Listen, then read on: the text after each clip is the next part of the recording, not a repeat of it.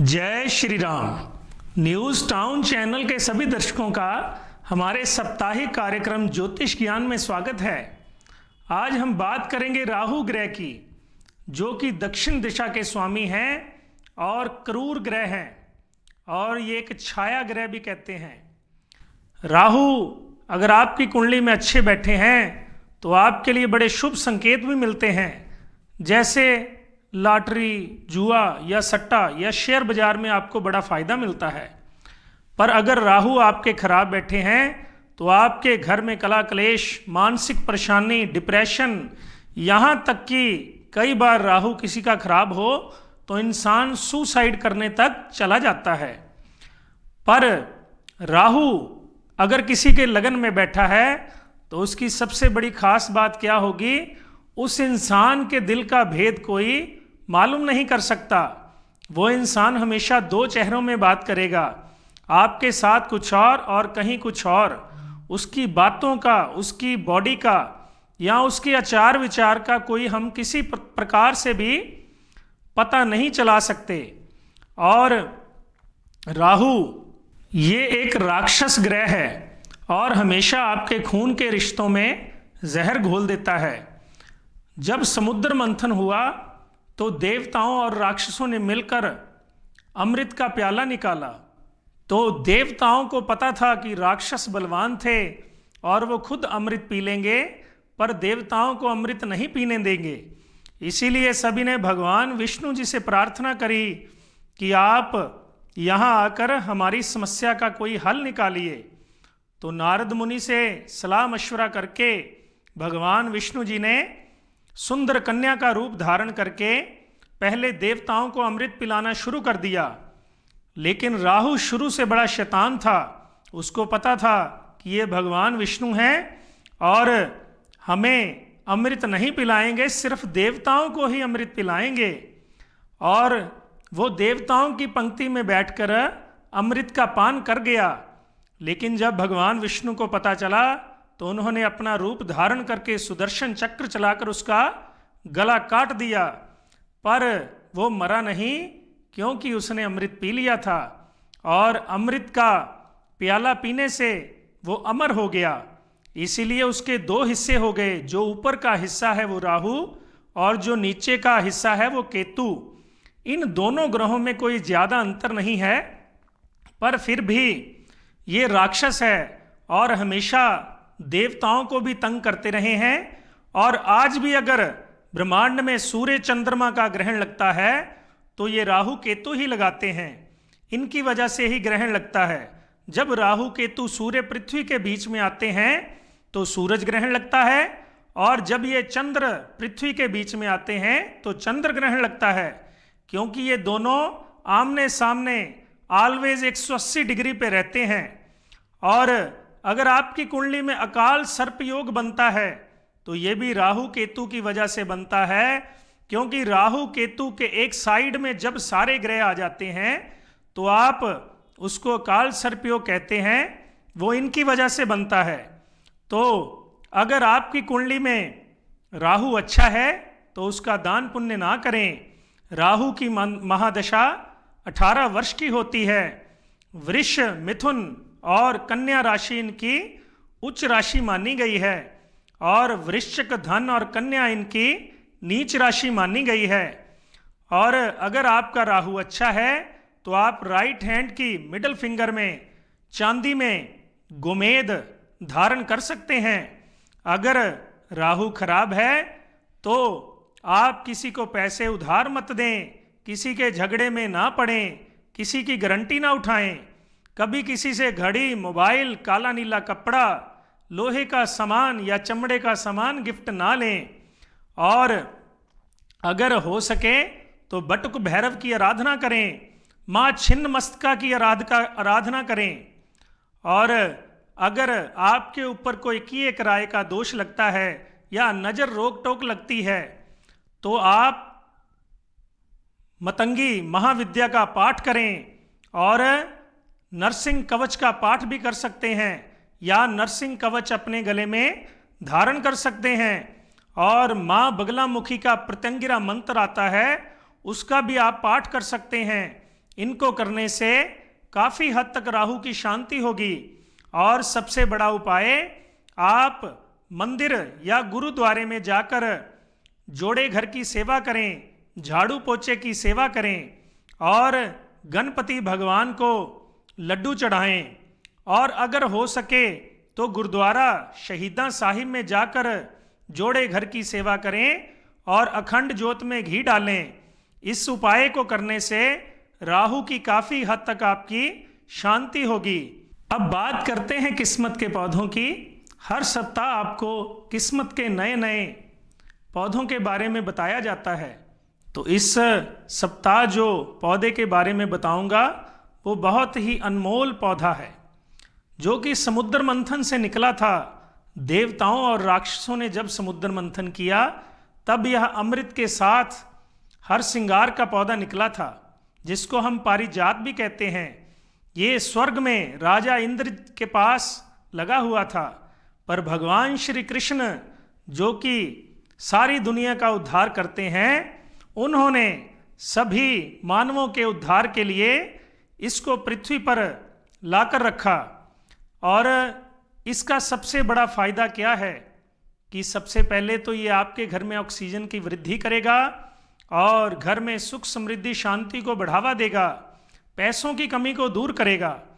और जिस घर में क्या, हर घर में बच्चे बूढ़े नौजवान सभी रहते हैं, इसको घर में लगाने से पहली बात तो आपके सारे ग्रहों की शांति समझिए अपने आप हो गई, नवग्रह शांति भी होगी।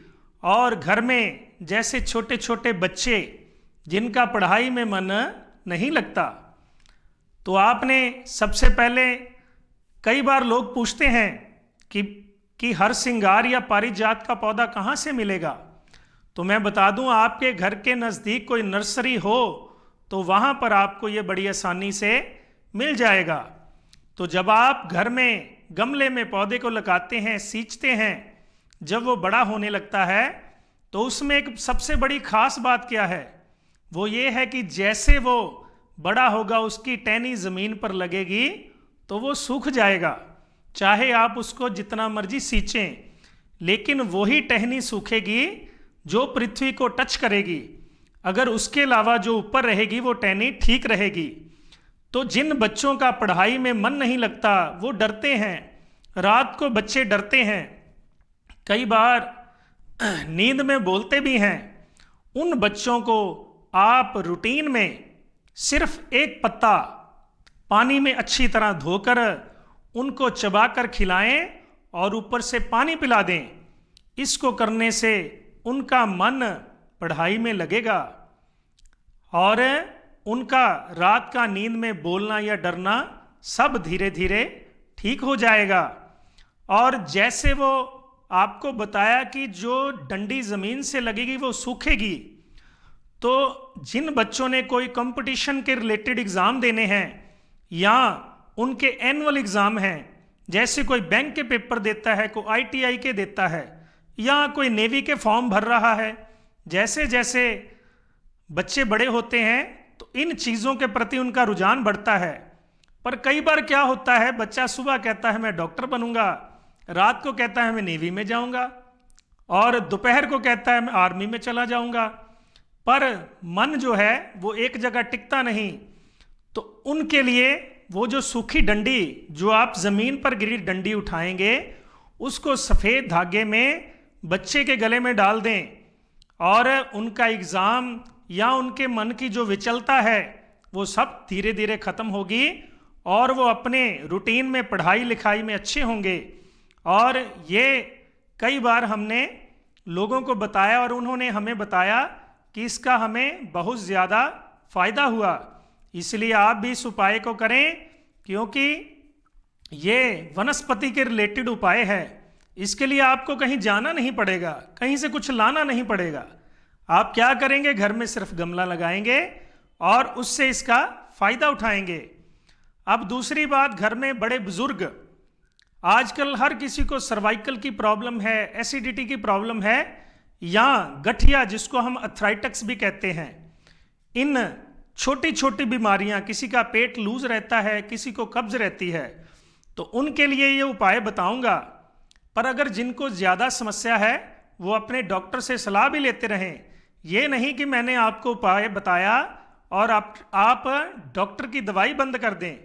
डॉक्टर से जैसे आप सलाह लेते हैं वो लेते रहें, साथ में इस बताए हुए उपाय को ज़रूर करें।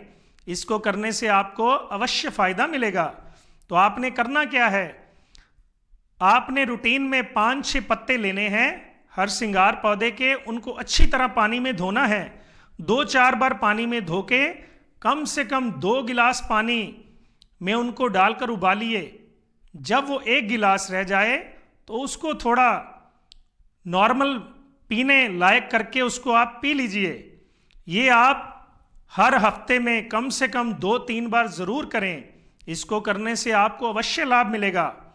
और जिनके माँ बाप, नाना नानी, दादा दादी, किसी को शुगर की प्रॉब्लम है, किसी को बीपी की प्रॉब्लम है, यहाँ तक कि किसी को हार्ट की प्रॉब्लम भी है, तो वो सप्ताह में 1 बार इसको जरूर करें। क्योंकि ये तो डॉक्टर भी कहते हैं कि अगर आपके माता पिता को टीबी है या शुगर है या आर्थराइटिस है तो कुदरती वो बच्चों में ज़रूर आती है।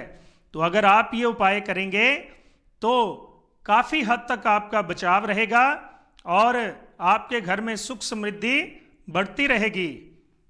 इसी के साथ हम चलते हैं आज के वास्तु टिप्स की ओर। अब बात करते हैं वास्तु टिप्स की। तो वास्तु टिप्स में आज हम आपको बताएंगे कि घर के कर्जों से कैसे मुक्ति होगी। आजकल हर कोई परेशान है कि किसी प्रकार का कर्जा है या घर में कला क्लेश है। तो एक बात सबसे ज़रूरी है कि जिस घर में कला क्लेश रहता है वहाँ चाहे आप लाखों रुपए महीने के कमा लो तो आपके घर में पैसे नहीं रुकेंगे, क्योंकि लक्ष्मी वहीं टिकती है जहाँ आपस में प्यार प्रेम होता है। तो कई बार घर में ऐसे कार्य हमसे गलती से हो जाते हैं जिनसे घर में कला क्लेश बनता है, लेकिन हमें पता नहीं चलता। तो उसके लिए क्या ध्यान रखें, तो रसोई की बात करूंगा आज। घर में जब आप बर्तन में दूध उबालते हैं गैस के ऊपर, तो कृपया इस बात का ध्यान रखें, या तो आप गैस को धीमी आंच में रखें, या अगर आपने दूध उबालना है तो उसके पास खड़े होकर दूध उबालिए। क्योंकि जिस घर में गैस पर रखे हुए दूध पतीली में से निकलकर गैस के ऊपर गिरता है या ज़मीन पर गिरता है, उस घर में कला क्लेश कभी ख़त्म नहीं होता। वहाँ में हमेशा लड़ाई झगड़ा रहेगा, कर्जा भी रहेगा और पैसों का आर्थिक नुकसान भी होगा, और हमें कोर्ट कचहरी मुकदमा तक भुगतना पड़ सकता है। इसीलिए जब भी आप दूध को गैस पर उबालें, या तो उसको मीठी आंच पर रखें या फिर पास में खड़े होकर उसको उबालें। ये थे आज के वास्तु टिप्स।